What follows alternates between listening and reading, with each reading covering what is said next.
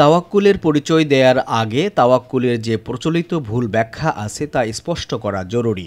সাধারণত তাওয়াক্কুলের অর্থ করা হয় কাজ না করা, কোনো উপায় উপকরণ গ্রহণ না করা এবং কোনো ধরনের চেষ্টা তদবির না করা।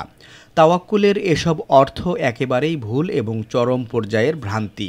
অথচ কোরআনে তাওয়াক্কুলের অর্থ করা হয়েছে সর্বোচ্চ চেষ্টা, সঠিক পরিকল্পনা এবং সময় ও অবস্থার যথাযথ ব্যবহার ইত্যাদি।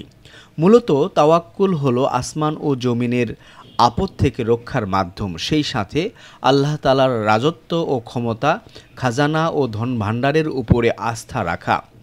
কোরআনের ভাষায় নামাজে মানুষ আল্লাহর নিকটবর্তী হয়। আল্লাহ তাআলা বলেন, সিজদা করো এবং স্বীয় প্রভুর নৈকট্য অর্জন করো।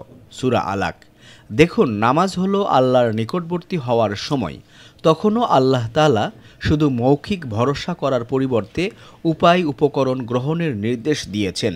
সূরা নেসার ১০২ নম্বর আয়াতে আছে, হে নবী, আপনি যখন তাদের মধ্যে অবস্থান করবেন, তারপর তাদের সাথে সালাত কায়েম করবেন, তখন তাদের একদল আপনার সাথে যেন দাঁড়ায় এবং তারা যেন সশস্ত্র থাকে। যুদ্ধের ময়দানে সব যোদ্ধাদের নিয়ে নামাজ পড়তে নিষেধ করা হলো। আল্লাহ নবীজিকে নির্দেশ দিলেন, এক অংশ নামাজ পড়বে, আরেক অংশ সশস্ত্র পাহারায় থাকবে।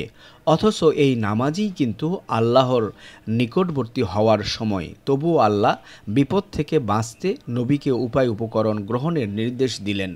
বোঝা গেল, তাওয়াক্কুল মানে হাত পা গুটিয়ে বসে থাকা নয়, বরং সঠিক কর্মপন্থায় উত্তম উপায় উপকরণ গ্রহণ করা এবং আল্লাহ তাআলার উপরে ভরসা রাখা।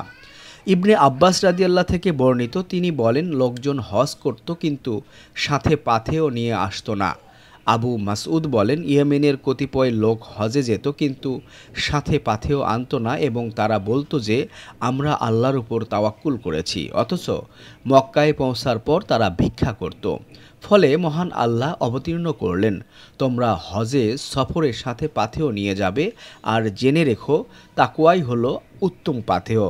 আবু দাউদ হাদিস 1730।